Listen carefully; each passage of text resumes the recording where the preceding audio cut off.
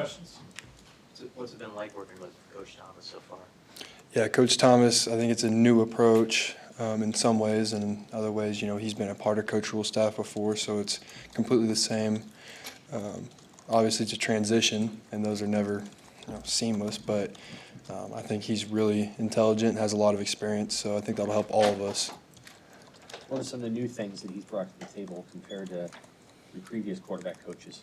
Yeah, I think Coach Thomas is more quarterback priority. Working with Matt Ryan, spending a lot of years as a quarterback coach. He's got different insights into mechanics, footwork, tweaking little things. So, that's been helpful for me, I know, and I think for those two young guys as well, developing them. I know the room last year was really close to QBs. Obviously, you're starting over with some new guys in there. What's it been like just getting going with that? Yeah, I think those two came in and they've hopped right on board with how it's been since I got here with Adrian, Matt Masker, all those guys, and it's been a really fun room to be a part of for the last couple of years. And when those guys came in, I told them this is how I'd like it to stay. Is we're all helping each other grow, and off the field we're going golfing, we're hanging out with each other, trying to grow our relationships. What have you learned about your mechanics? What are you working on there? Yeah, I mean, a lot of the things last year that resulted in, accuracy, I wouldn't say issues, but, just some things that even against Michigan, batted balls, dropping the elbow down a little bit. So, that's something that Coach Thomas and I have been working on, and I'm going to continue to work on this spring into the summer. And I think that'll help a lot with, some of those issues that I had last year that hopefully just improve. Sometimes when golfers retool their swing, it takes them a while to get the ball to go where they want. Is that what you're going through right now as you work through your mechanics throwing the thing? A little bit, yeah. And, that's a funny analogy because I was talking to my godfather yesterday, and he was talking about that too, where, I was saying, it's funny, like I've been working this whole winter on, fixing just like these little things, but then you get into the heat of battle and you go back to what you know. And so, when we go into 11-on-11 sometimes, I go back to some of those bad habits. And so a lot of that's just trying to get reps outside of 11-on-11 and being intentional of when I can in that live period of knowing this is what I need to work on. And so working on those things, that's a blessing being second year in this offense. Some of these plays I could run with my eyes closed, call them with, 95,000 screaming. So that's a blessing. Physically, what have you learned just about playing the position at this level? The beating you maybe took last year and how that's maybe changed your approach with how you want to play going forward? Yeah, I mean, it hit Illinois last year, and I was starting to feel all those hits racking up. Just some little injuries that all of a sudden they blew up into bigger ones that resulted in me, not being at the top speed that I should be to have the explosive plays that I had earlier in the year. And, every now and then, I'd bust one out like Michigan State.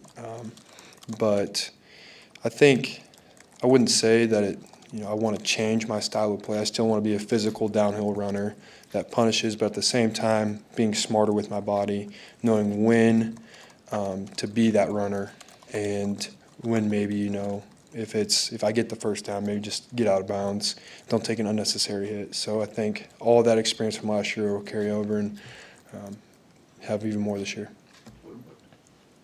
What do you think of some of those receivers you're throwing to, Banks and Air being here? We've heard a lot about Demetrius Bell, too. Mm-hmm. Yeah, I mean, Isaiah and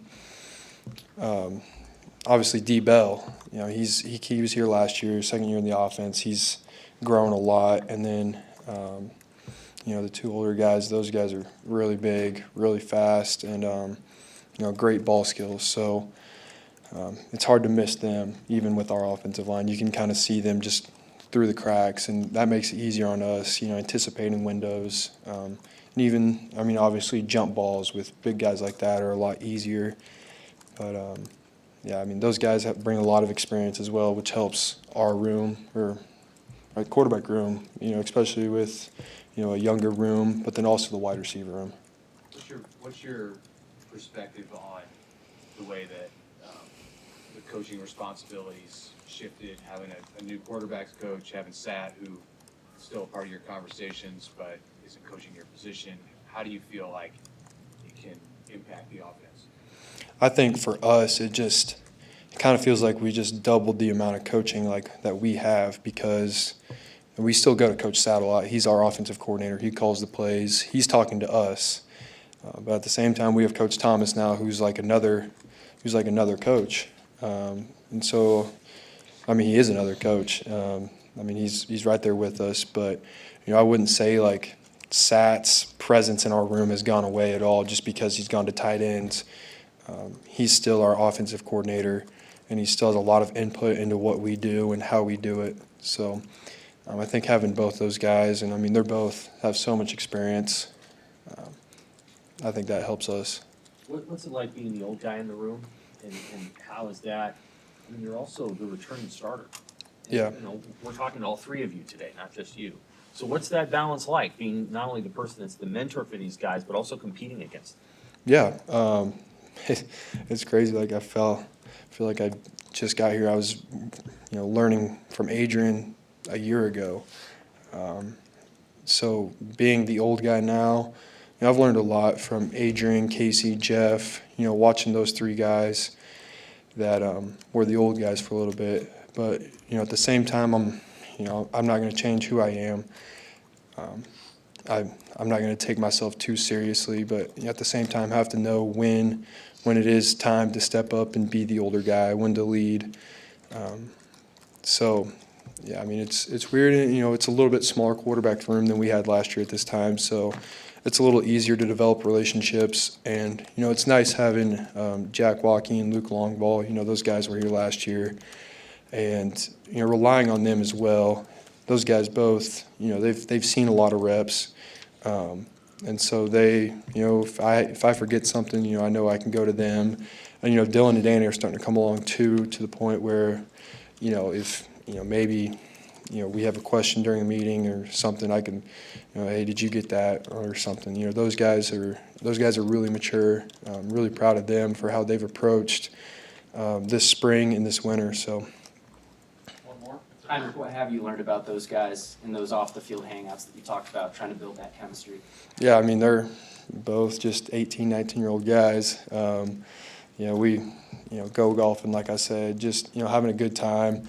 When we're out of here, we all try to just relax, have fun, and, whatever it is. They're really fun guys to be around. And, can't wait to grow relationships with both of them. I have to ask, what led to the Rattlesnake Boys winning day one? That's your team that you're leading, so what led to that?